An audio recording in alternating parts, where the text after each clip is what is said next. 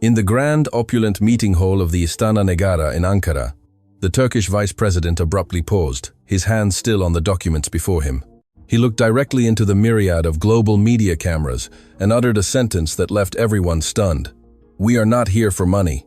We are here for that unique quality of Singapore, something the entire world cannot replicate." The words sparked an immediate explosion among the assembled journalists. Turkey, a nation spanning 2 continents, had witnessed countless geopolitical dramas. For its vice president to make such a public and profound declaration hinted at a secret, a profound truth hidden beneath the surface.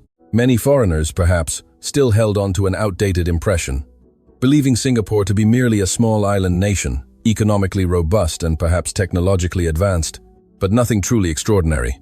They were profoundly mistaken. Currently, 86 nations were lining up, eager to forge partnerships with Singapore, and that number was steadily climbing. Were the leaders of these nations simply naive? Absolutely not. What they truly valued was Singapore's distinctive soft power, an intangible asset that no amount of money could ever purchase. The story truly began 3 months prior.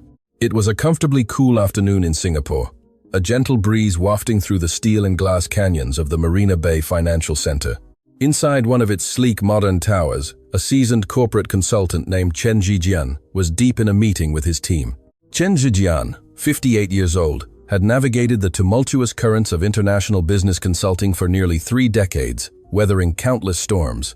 That day, his phone rang with an unexpected call from the Turkish Ministry of Commerce. They intended to dispatch a high-level delegation to Singapore for an observation tour, and specifically requested him as their consulting liaison. "Mr. Chen, this isn't just any ordinary delegation," Mei Ling, Chen Zhijian's assistant, exclaimed with a flicker of excitement. Mei Ling, whose full name was Wang Mei Ling, was 53 and had been Chen Zhijian's right hand for over a decade. She had seen it all, but this indeed felt different. "What's so special about it?" Chen Zhijian queried, his gaze still scanning the documents on his desk. Mei Ling handed him her tablet. "Look at this list, sir. The Turkish vice president himself is leading the charge, accompanied by 5 ministerial-level officials and more than a dozen chairmen of major corporations. This entourage is even more significant than the European delegation we hosted last year." Chen Zhijian scrutinized the names, a subtle frown creasing his brow. Years of experience had taught him that a visit of such high caliber invariably signaled a major underlying objective. What puzzled him was the fact that while trade relations between Turkey and Singapore had always existed, they weren't exceptionally close. Why then such a sudden and high-profile deployment? The subsequent 2 weeks plunged Chen Zhijian into a whirlwind of activity. He meticulously crafted the delegation's itinerary, painstakingly coordinated with various government agencies, and tirelessly connected with Singaporean enterprises. One evening, as he toiled late in his office, an unexpected call came through. It was his old friend, Lim Kian Hock, who worked in the Ministry of Foreign Affairs. Kian Hock's voice was hushed, laden with an understated urgency. "Zhijian, this Turkish delegation. It's more than just a simple business observation trip." "What do you mean?" Chen Zhijian's senses immediately sharpened. "I hear," Kian Hock continued, "that their vice president mentioned in an internal meeting that they are coming to Singapore to learn something their nation currently lacks most desperately." Lim Kian Hock paused, letting the words hang in the air. "And it's not just Turkey. Many other countries have recently been observing this unique characteristic of Singapore." "What is it then? Don't keep me in suspense," Chen Zhijian pressed, a hint of impatience in his voice. Lim Kian Hock exhaled audibly before uttering 2 words into the phone, followed by a brief silence. "Trust. It's the culture of trust that underpins how Singaporeans conduct business and affairs. Think about it. How many international collaborations falter due to mutual distrust? But Singaporean enterprises are different. We deliver on our promises, and often, we exceed them. This quality has become Singapore's greatest competitive advantage on the global stage." After hanging up, Chen Zhijian remained seated in his office chair, lost in thought for a long time. He suddenly recalled an incident from his early career, accompanying a Singaporean electronics manufacturer to Japan for a business negotiation. Back then, Singapore's international standing wasn't as prominent as it was now, and many foreigners perceived the nation primarily as a manufacturing hub, capable only of contract work. Yet, in that particular collaboration, the Singaporean manufacturer not only delivered the products punctually, but also surpassed the Japanese client's quality expectations. Ultimately, The Japanese side proactively sought a long-term partnership, even entrusting some critical R&D projects to the Singaporean team. Over the years, Chen Zijian had witnessed countless similar stories. Singaporean entrepreneurs might not always be the wealthiest or command the largest enterprises, but one quality was universally acknowledged: their reliability. They delivered on their promises, and they never made commitments they couldn't keep. This ethos of business had become deeply embedded in the Singaporean DNA. The day the Turkish delegation arrived, Changi Airport was abuzz with media reporters. Chen Zijian and his team were already waiting in the VIP lounge. As the vice president emerged, Chen Zijian noted a distinctive expression on his face. It wasn't the perfunctory, polite smile of state visits, but rather an expression of genuine anticipation. "Mr. Chen, it is a great pleasure to meet you," the vice president's translator conveyed. "I have visited Singapore many times, but this time, my objective is profoundly different. I wish to gain a deep understanding of how Singapore has managed to build such an exceptionally high level of credibility in international business cooperation." At these words, Chen Zijian realized the true focus of this visit wasn't merely about signing trade agreements or commercial contracts, but about comprehending the fundamental Singaporean way of doing things. For the first leg of their tour, Chen Zijian arranged for the delegation to visit One North, Singapore's vibrant research and development hub. Inside the pristine facilities of a semiconductor equipment manufacturer, the Turkish officials witnessed a scene that left them astonished. Engineers were diligently racing to complete an order for an overseas client. Although the contract stipulated a delivery date 5 days away, the factory had already completed production and was in the final stages of quality assurance. "Why are you finishing so many days ahead of schedule?" a Turkish minister inquired. The factory manager, a middle-aged man named Tan Kok Wah, 56 years old and a veteran of the semiconductor industry for over 3 decades, smiled. "Because we promised the client delivery in 5 days. However, unexpected situations might arise on their end, requiring them to utilize the equipment sooner. Rather than leaving our client anxious, we prefer to exert a little more effort ourselves and prepare in advance. This puts the client at ease, and it gives us peace of mind too." This response left the Turkish delegation exchanging glances. In their business culture, merely delivering on time was considered commendable. Who would even contemplate completing an order significantly ahead of schedule? Yet, Tan Kok Wah's simple phrase, "to put the client at ease," resonated deeply with everyone present. That evening, at the welcome dinner, Chen Zijian had arranged for several prominent Singaporean entrepreneurs to engage with the Turkish delegation. Among them was Lo Mei Fang, a 51-year-old businesswoman who helmed a company specializing in precision engineering. Though her company was not massive, its reputation in the international market was exceptionally strong. "Madame Lo, I've heard that your company once incurred a significant loss on a client's order." The vice president abruptly posed a direct question. Lo Mei Fang gently set down her chopsticks and offered a calm smile. "Yes, that was about 5 years ago. We had secured an order from a European client, and all the contracts were signed. However, the price of raw materials unexpectedly skyrocketed. If we were to proceed at the original contracted price, we would have incurred a loss of nearly 30% of our projected profit." "And what did you do?" he pressed. "We still fulfilled the order at the contracted price," Lo Mei Fang stated, her tone light and unburdened.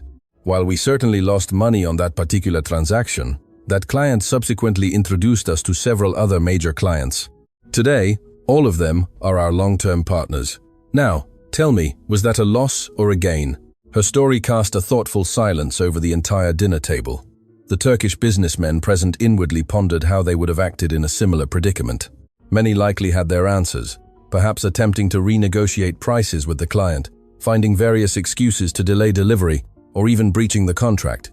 Yet, Lo Mei Fang's choice was to exchange a short-term loss for long-term trust. "Is this the Singaporean way of doing business?" the vice president inquired. "Not just business, sir," interjected Lim Weijia, a 45-year-old entrepreneur who ran a medical device company, seated nearby. "This is our Singaporean way of life. From a young age, our parents instill in us the importance of integrity, of upholding our promises. This principle is deeply woven into our daily existence." Lim Weijia paused, a sudden thought sparking in his mind. "Let me share a small anecdote. A few years ago, I attended an exhibition in Germany. Next to our booth was a small Singaporean vendor, a kind of family-run operation. One day, A German buyer came to inspect their products. He found the quality impressive but thought the price was a bit high. The owner, a gentleman in his 50s, very honestly told him, "If you're simply looking for the cheapest product, there are many options on the market. But if you seek consistent quality and excellent after-sales service, then our price is reasonable." "And then what happened?" someone asked. The German buyer placed an order right there and then. Lim Weijie recounted with a chuckle. He later told me that he had visited several Singaporean booths and found the same attitude across the board. No one made empty promises just to secure a deal, nor did they artificially suppress prices only to cut corners on quality. This level of honesty made him feel entirely confident doing business with Singaporeans. Over the next few days, Chen Zijian led the Turkish delegation on an extensive tour across Singapore. They visited precision engineering clusters in Jurong, observing how Singaporean SMEs, often without massive government subsidies, carved out their niche in the international market through technological innovation and unwavering integrity. They also toured the modern facilities of Tuas Port, gaining insight into how Singapore's logistics industry achieved such punctuality, efficiency, and transparency. At each stop, the delegation members posed the same question: how do you achieve this? The answers were almost invariably similar. Singaporean entrepreneurs would say, "There's no secret.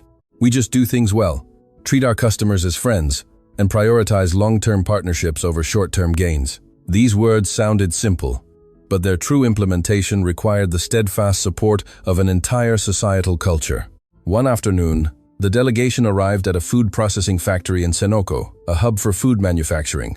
The owner, Madame Lia Hua, 54 years old, was a quintessential Singaporean female entrepreneur. Her factory, though modest in size, specialized in premium dried fruits and preserved products, primarily exported to Japan and Europe. "Madam Lee, I notice your product prices are almost double those of similar items in the market. How do you manage to sell so well?" a Turkish trade official inquired. Madame Lee Ahua wiped flour from her hands and smiled. "Because I use only the finest ingredients. Look at those cheaper dried fruits on the market. Who knows what chemical additives they contain? Every step of our production, from ingredient selection to processing, adheres to the strictest standards. Although our costs are higher, I sleep peacefully at night, knowing that those who consume our products will not face health concerns. But won't that make it difficult to earn a profit?" the official pressed. "Who says?" Madame Lee Ahua countered with a touch of passion. "Our repurchase rate exceeds 80%. Many Japanese clients have been buying from us for over a decade, placing fixed orders every year. Tell me, when you look at it that way, aren't we earning more than those who only do one-off transactions? Besides, I sleep soundly at night. That peace of mind is something no amount of money can buy." Her words elicited nods of agreement from everyone present. The vice president, in particular, pulled out his notebook and diligently recorded her statements. He later confided in Chen Zijian that Madame Lee Ahua's words perfectly encapsulated the core values of Singaporean business culture: long-termism and ethical conduct. That evening, back at the hotel, the vice president invited Chen Zijian to his suite for a chat. As the two men settled onto the sofa, the vice president spoke with profound earnestness. "Mr. Chen, these past few days of visits have given me an entirely new understanding of Singapore. Previously, I assumed Singapore's strength lay primarily in its technological industries. But now, I realize that Singapore's true advantage lies in its business, culture, and societal values." "You are too kind, sir," Chen Zhejian demurred. "No, not at all," the vice president shook his head. "You know, in my country, the greatest challenge in business cooperation is mutual distrust. Everyone is constantly looking for an advantage, finding loopholes in contracts. The result is extremely high transaction costs. But in Singapore, I have witnessed a completely different business ecosystem. Your entrepreneurs aren't focused on exploiting others. They are focused on doing things well, on ensuring customer satisfaction. This mindset is the true competitive edge." Chen Zijian was deeply moved by his words. Yet, he also knew that Singapore's present business environment hadn't materialized overnight. He recalled his own father, also a businessman, who had always taught him, "Business is about being a good person. If you are a good person, good business will naturally follow." This value had been passed down through generations in Singaporean society, evolving into a collective consciousness. In truth, Chen Zhijian reflected, the formation of Singapore's business culture is also tied to our historical context. Singapore is a small island with limited natural resources and a small domestic market.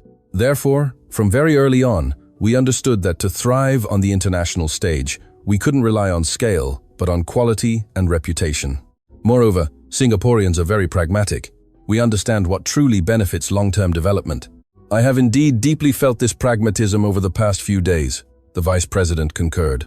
When I visited the factories, I observed many owners personally overseeing the production lines, rather than merely issuing commands from an office. This hands-on attitude is rarely seen in many countries anymore. Chen Zhijian chuckled. That's right. Many Singaporean entrepreneurs operate this way. Regardless of how large their company grows, owners regularly visit the production floor, engage with workers, and understand the real production situation. This ensures product quality and allows for timely problem detection. The two conversed late into the night. Finally, the Vice President uttered a sentence that left a lasting impression on Chen Zhijian. Upon my return, I intend to report to our President and recommend that Singapore's business culture be made a dedicated area of study.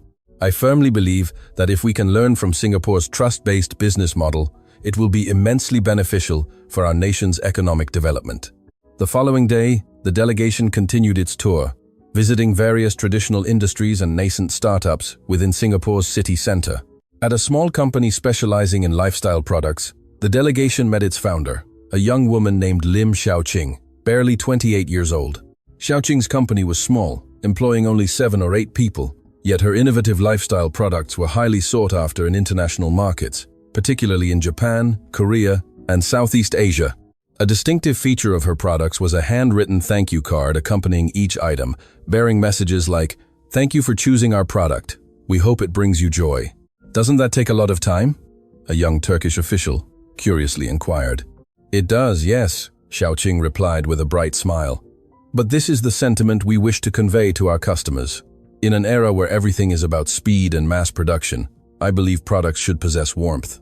When customers receive their package and see that handwritten card, they know we are genuinely passionate about what we do, not just driven by profit." The Vice President picked up a card, examining the handwriting. Though not perfectly uniform, the sincerity was palpable. He suddenly asked Xiaoqing, "How are your company's revenues?" "Quite good, actually," Xiaoqing responded.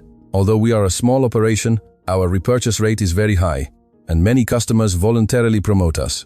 Last month, we received an order from a Japanese department store. They contacted us directly, having seen our customers proudly display those handwritten cards on social media, impressed by the warmth of our brand, and wanting to collaborate." This anecdote genuinely surprised the delegation. In their understanding, business competition revolved around price wars, advertising battles, and distribution channels. Yet, Lim Xiaoqing, employing the most fundamental and sincere approach, had managed to stand out in the market. On the final day of the visit, Chen Zhijian organized a panel discussion, allowing the delegation members to engage directly with Singaporean entrepreneurs. The conference room was filled with a diverse group, from young startup founders to seasoned business veterans, all openly sharing their management philosophies and experiences. Kenji Tan, a 31-year-old cross-border e-commerce entrepreneur, shared a perspective that prompted deep reflection from everyone present. Frankly, the most challenging aspect of doing business today isn't technology or capital. It's building trust. Especially in cross-border transactions, clients and suppliers may never meet in person. What makes them trust you? So, what we must do is build trust through every single transaction. Initially, we might incur some small losses, but in the long run, you'll discover that this accumulated trust is your greatest asset. Kenji recounted a personal experience. Last year, he received an order from a Middle Eastern client. The payment had been received, and the goods were ready for shipment when he discovered a minor flaw in one of the products. The defect, in truth, wouldn't affect functionality, and the client would likely never notice.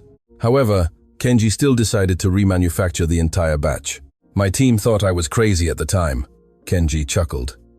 "Remaking the order meant we wouldn't just lose our profit, we'd also have to absorb additional shipping costs.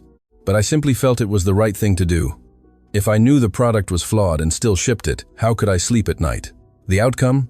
That Middle Eastern client not only became a long-term partner, but also referred several other major clients. Today, the Middle Eastern market is one of Kenji's company's most significant revenue streams. "See?" Kenji said, with a triumphant glint in his eye. "This is the Singaporean way of doing business. We may not be the cleverest, nor do we possess the most resources, but we have one undeniable advantage: reliability. We deliver on our promises, and we often exceed expectations. This, you see, is something no amount of money can ever buy. Seated beside him was a veteran entrepreneur named Ong Chi Keong, 63 years old, a well-respected figure in Singapore's business circles. His company manufactured machine tools, with products distributed worldwide. After listening to Kenji's sharing, Ong Chi Keong nodded. The young man speaks wisely. I'd like to add that the reason Singapore's business culture places such a high emphasis on trust is also linked to our social structure. How so? The vice president immediately leaned forward. Intrigued, Ong Chi Keong spoke slowly. Singapore is a small place, and the business community is even smaller. Whatever you do, good or bad, spreads quickly throughout the entire circle. So, from the very beginning, we knew that reputation trumps everything else. You might make a quick profit once, but if your reputation is tarnished, it becomes extremely difficult to thrive in this community. Furthermore, Ong Chi Keong continued, Singaporeans value relationships deeply. But this isn't about cutting corners or backroom deals. It's about building collaborative relationships founded on mutual trust.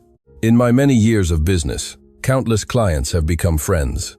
We exchange greetings during festive seasons, and if something happens in their families, we proactively offer assistance.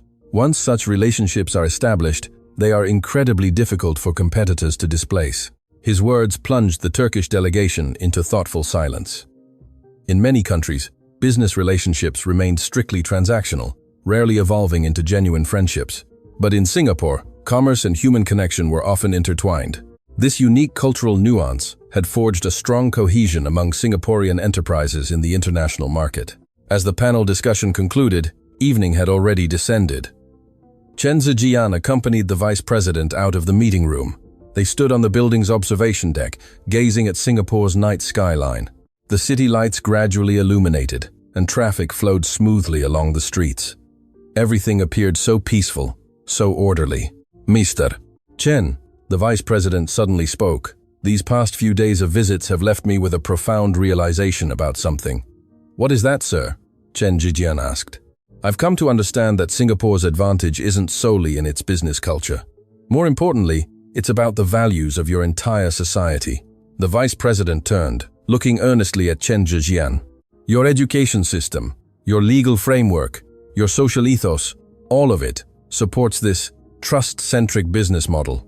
This isn't something one company or one industry can achieve. It's the collective outcome created by the entire society. Chen Zijian was deeply touched. He recalled his own childhood, how his parents had instilled in him the importance of honesty, integrity, and taking responsibility for his actions. His school teachers had taught the same, and the broader social environment had reinforced these values. These principles, accumulated incrementally, had ultimately shaped Singapore's distinctive social culture. In truth, Chen Zijian mused, Singaporeans themselves might not even realize how precious this culture of trust we possess truly is. We tend to take these things for granted. We assume that promises should naturally be kept, that business should inherently be honest. But on the international stage, such values have become increasingly rare. The vice president nodded profoundly. He reflected on everything he had witnessed these past few days, the sincere smiles on the faces of the entrepreneurs, the focused dedication of the workers, the passion and persistence in the eyes of the young founders. All of it conveyed a single message. Singapore's success was not a matter of chance, but the culmination of long-term societal accumulation. On the final day of their visit, the Turkish delegation was preparing to depart. In the airport VIP lounge, the vice president held a small press conference. When asked about his greatest takeaway from his visit to Singapore, he uttered the words that would later reverberate across the international stage. We did not come to Singapore to sign a few trade agreements, nor to visit a few high-tech factories. The vice president declared, We came here to learn something the entire world is searching for, but finding increasingly elusive: trust. Singapore has shown us the immense value that a society, built upon a foundation of trust, can create. This value cannot be bought with money, nor can it be replaced by any technology. His statement immediately went viral across international media outlets. Officials and entrepreneurs from many countries began to reevaluate Singapore. They realized that Singapore's true competitive edge lay not in its visible hard infrastructure, but in its invisible soft power. After seeing off the delegation, Chen Zhijian returned to his office, utterly exhausted. Yet, his work was far from over, for several more national delegations were scheduled to visit Singapore for observation. Mei Ling handed him a new itinerary, packed with appointments for the next 3 months. "Mr. Chen, look at this." Mei Ling pointed to the schedule. "Next month, we have a European delegation, then a South American one, followed by the Middle East and Africa. We're truly in high demand." Chen Zhijian offered a weary smile. "High demand indeed, but the pressure is also immense. Everyone is coming for the Singapore model. How do we explain to them that this model isn't something that can simply be learned and replicated?" This was indeed a difficult question. Many foreign officials visited Singapore, observing superficial elements like efficient industrial chains, advanced technology, and a favorable business environment. However, they often overlooked the fundamental underpinnings, the societal values and cultural bedrock that supported everything. One evening, Chen Zhijian received a call from a representative of a European business delegation. The caller directly asked, "Mr. Chen, I have a question. Our country also wishes to establish a business trust system similar to Singapore's. How long do you believe it would take us?" This question prompted a moment of silence from Chen Zhijian. He considered it carefully. That's very difficult to put a time frame on, because trust isn't built overnight. Singapore's business culture today is the result of decades, perhaps even longer, of gradual accumulation. Moreover, this isn't solely a matter for the government or individual enterprises. It requires the collective effort of the entire society. Is there a quicker method? The caller's impatience was palpable. If there truly is a quicker method, Chen Zhijian deliberated, it would be to start with education. Teach the next generation what integrity is, what responsibility entails, and what long-termism means. Simultaneously, through legal frameworks and institutional structures, protect honest businesses and penalize those who flout the rules. Gradually, the societal ethos will shift. This phone call brought to Chen Zhijian's mind an incident from the previous month. He had given a lecture at a university on Singapore's business culture. After the lecture, a student had asked him, "Professor Chen, everyone in the international community today talks about competitiveness, innovation, and speed. Why do you consistently emphasize trust and integrity, these traditional values? Are these things still relevant in modern business society?" Chen Zhijian's answer then was, "Relevant, and increasingly so. Think about it. In this rapidly changing world, new advantages emerge constantly, and today's edge can easily be surpassed tomorrow. But there is one thing that will never become obsolete: trust. When everyone else is chasing short-term gains, those who are willing to adhere to long-termism and build trust-based relationships will ultimately emerge as the victors." The student had listened, perhaps understanding, perhaps not. But Chen Zhijian knew the true meaning of those words would likely only become fully apparent once the student entered the working world and began their own business journey. Time swiftly moved forward. 2 months later, Chen Zhijian had hosted over a dozen national delegations. Each visit followed a similar itinerary: factory tours, panel discussions, exchanges, and shared experiences. What left the deepest impression on him, however, was a delegation from a Southeast Asian nation. The delegation leader was a female official named Afang, around 45, responsible for her country's SME development policies. Afang meticulously took notes throughout the visits, and her questions were particularly insightful. One day, Afang arranged a private meeting with Chen Zhijian. She said, "Mr. Chen, I have a question I'd like to ask you. Entrepreneurs in my country genuinely wish to establish a good business reputation. However, the reality is that if you are too upright, you often get outmaneuvered by unscrupulous competitors. How has Singapore addressed this issue?" This question struck at the core of the matter. Chen Zhijian pondered. This is indeed a difficult problem, but Singapore has managed to address it through several key factors. First, we have a relatively robust legal system. Those who violate ethical business practices face consequences. Second, our media and public opinion place significant importance on business integrity. If a company faces issues of trust, it's quickly exposed. Third, and most crucially, our consumers are willing to pay for reputation. Singaporean consumers would rather spend a little more on a reputable brand than opt for a cheaper but unreliable product. "Ah, I see," Afang murmured, contemplating. "So, the key is to establish an environment where honest businesses can not only survive, but also flourish." "Exactly," Chen Zhijian nodded. "It's like an ecosystem. The government, enterprises, consumers, and media. Everyone must work together. If we only demand honesty from businesses while the market is dominated by unethical practices, then this system cannot be built. This conversation deeply inspired Afang. Upon her return, she reportedly initiated a series of policies to support honest businesses and even established a business credibility rating system. While the ultimate effectiveness remained to be seen, it was at least a promising start. Just then, a major international event unfolded. A prominent global organization released a research report specifically analyzing the impact of Singapore's business culture on global supply chains. The report highlighted that in the global supply chain, Singaporean enterprises achieved the highest reliability scores, the lowest default rates, and consistently ranked among the top for customer satisfaction. This report created an immediate sensation. Numerous international media outlets began reporting on the Singapore model. Some business schools even incorporated Singapore's case studies into their curriculum. The Singapore model suddenly became a hot topic in the international business world. Chen Zhijian felt a complex mix of emotions when he saw these reports. On one hand, he was pleased that Singapore's values were recognized by the international community.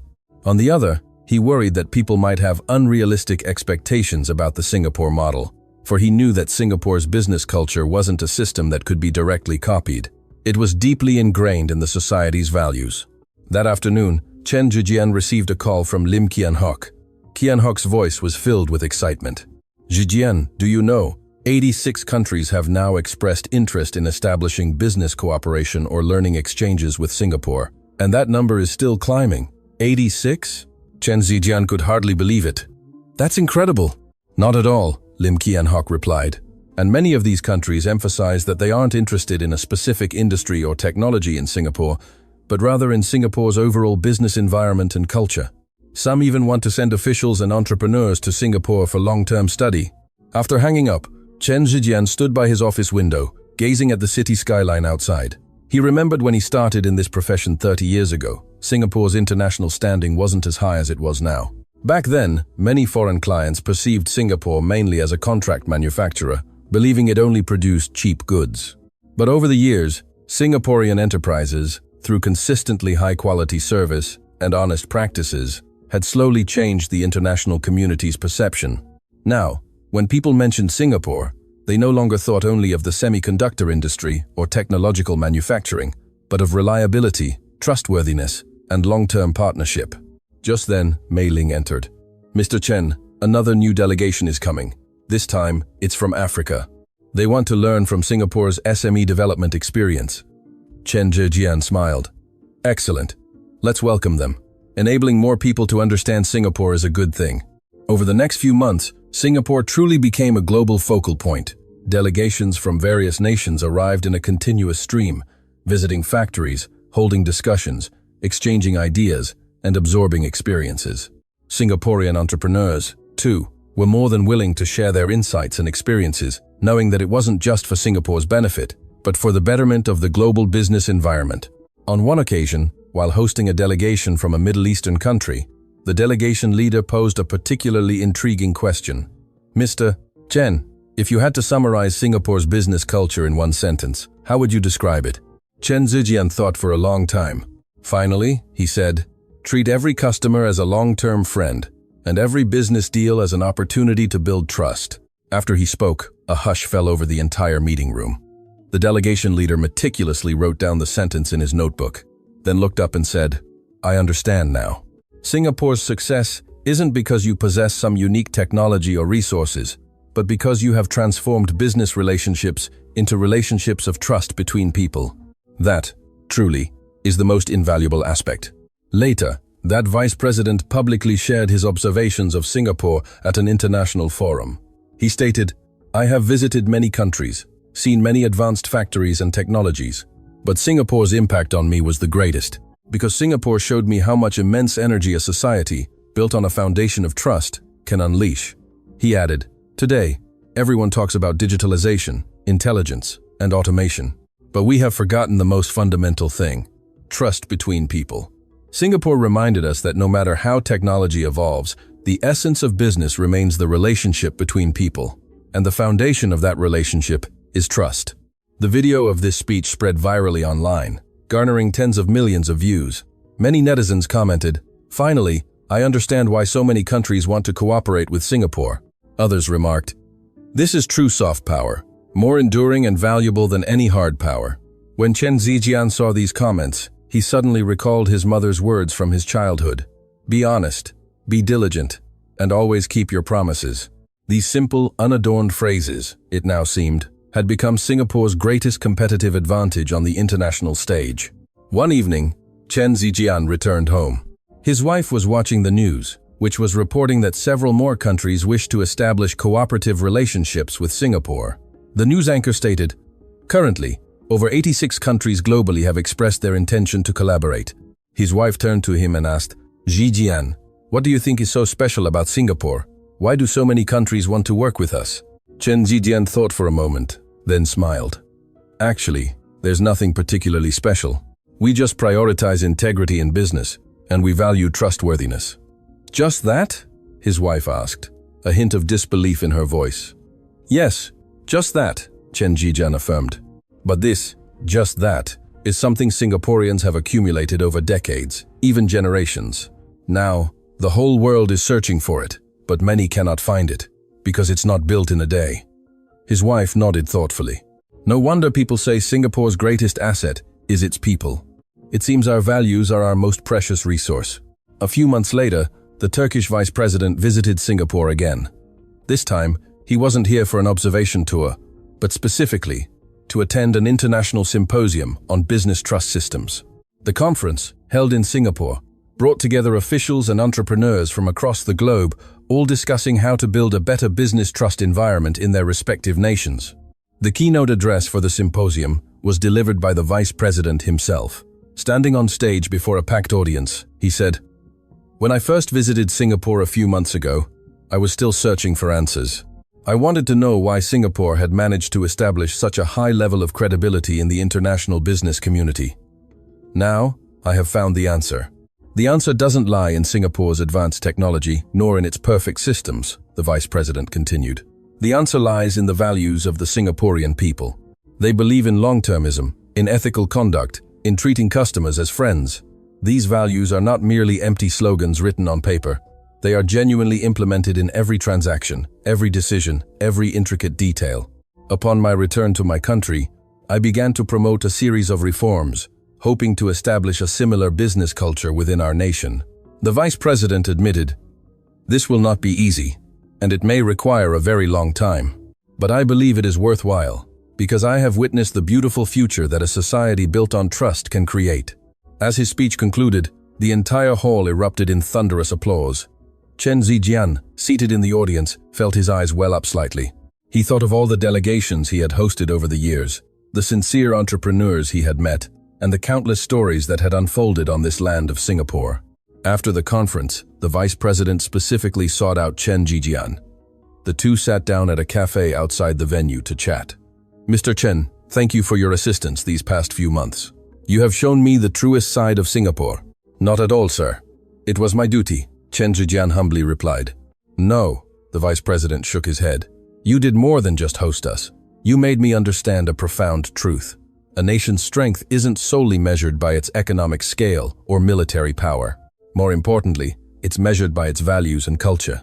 Singapore, in this regard, is truly a global role model." "You are too kind, sir," Chen Zijian responded.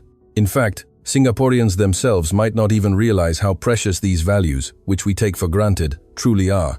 It's only now, seeing so many countries wanting to learn from us, that we realize this is our greatest advantage." The vice president nodded. "Indeed, the most precious things are often right beside us, but because we are accustomed to them, we don't consider them special. But for other countries, Singapore's business culture is like a treasure trove, well worth our diligent study." The two conversed late into the evening. Finally, the vice president uttered a sentence that deeply resonated with Chen Zijian. "I believe that in the future, more countries will seek to partner with Singapore, not because Singapore possesses some unique resources or technology, but because Singapore represents a set of values that are becoming increasingly scarce in this rapidly changing world. And that value, Mr. Chen, is trust." After seeing off the vice president, Chen Zijian walked alone through the streets of Singapore. The night was deep, yet the streets were still bustling with people, office workers heading home, Students buying late-night snacks at convenience stores, couples enjoying supper at hawker stalls. Everything appeared so mundane, so ordinary, yet so beautiful. Chen Zhijian suddenly understood. Singapore's value wasn't in its glamorous statistics or dazzling achievements, but in the simple honesty and sincerity displayed by the people on this island in their daily lives. These qualities, converging, formed Singapore's unique culture, a culture that the entire world now wished to learn from. The next day, Chen Zhijian returned to his office. Mei Ling handed him a new itinerary. "Mr. Chen, next month, another 5 national delegations are coming. This time, even South Pacific Island nations are included. They say they want to learn from Singapore's sustainable development experience." Chen Zhijian smiled. "Excellent. Let them come. As long as they are truly committed to learning, we welcome them all." He gazed out at the sunlight streaming through the window, reflecting on everything that had transpired over the past few months. From initial surprise to now, a sense of familiarity, Singapore had transitioned from passively receiving visitors to actively serving as a model for sharing experiences. This transformation wasn't merely an elevation of Singapore's global status, it signified a significant awakening in global business culture. People were beginning to realize that in this era of uncertainty, trust was paramount. And Singapore, quite simply, was demonstrating to the world how to build and uphold that trust. On his way home from work that evening, Chen Zhijian passed an old, well-loved hawker stall. The owner, an uncle in his 60s, had been running the stall for over 40 years. Chen Zhijian stepped inside, ordered a bowl of noodles, and chatted with the owner. "Uncle, how's business?" Chen Zhijian asked. Not bad, the owner replied with a smile. "Many old customers now bring their children to eat, saying they want the next generation to taste our flavors. Have you ever thought about opening more branches, making it bigger?" Chen Zhijian inquired. The owner shook his head. "No need, I just have this one stall. I can manage it myself." In business, the most important thing is consistent quality, making sure customers enjoy their food. What's the point of making too much money? Enough is enough. This conversation deeply moved Chen Zhijian. This hawker stall owner might not understand complex business theories or have read management books. Yet, his philosophy perfectly encapsulated the core of Singapore's business culture. Prioritizing quality, customer satisfaction, and long-term sustainability. Chen Zhijian finished his noodles, paid, and was about to leave when the owner suddenly called out, "Sir, your change." Chen Zhijian turned back to see that the owner had given him an extra $5. As he took the money, a warmth surged through him. It was a small incident, yet it reflected one of Singaporean society's most precious qualities: honesty and integrity. Walking home, Chen Zhijian recalled the Turkish vice president's words, "Not for money, but for that unique value of Singapore that the whole world cannot learn." He now fully understood the meaning behind that statement. Singapore's value wasn't in its superficial prosperity or advanced technology, but in the profound culture and values ingrained in this land. This culture wasn't formed in a day or two, but through generations of persistence and accumulation. From the ethical practices of older entrepreneurs to the innovative mindset of young founders, everyone, though using different methods, shared the same core philosophy: to do things wholeheartedly and treat people with sincerity. Back home, Chen Zhijian opened his laptop and began writing a report. He wanted to document everything he had witnessed and experienced over the past few months, to let more people understand Singapore's true value.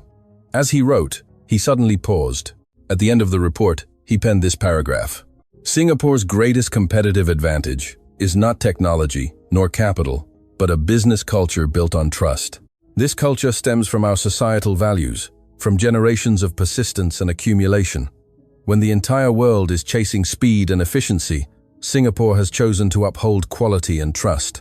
When many resort to unscrupulous means for short-term gains, Singaporean enterprises have chosen long-termism and ethical conduct. This is why 86 countries wish to cooperate with Singapore, because they have seen that in this rapidly changing world, there is a place that still preserves the most precious business value: trust." After writing this, Chen Zhijian let out a long sigh. He knew that more countries would continue to seek to learn from Singapore, and more stories would unfold. But no matter what, Singaporeans would continue to uphold their values, continuing to prove through their actions that sincerity and trust would never go out of style. Outside, the Singapore nightscape remained brightly lit. This city-state and its people were, in their own way, demonstrating to the world what true soft power meant. And this soft power was Singapore's most valuable asset, and indeed, the answer the world was searching for.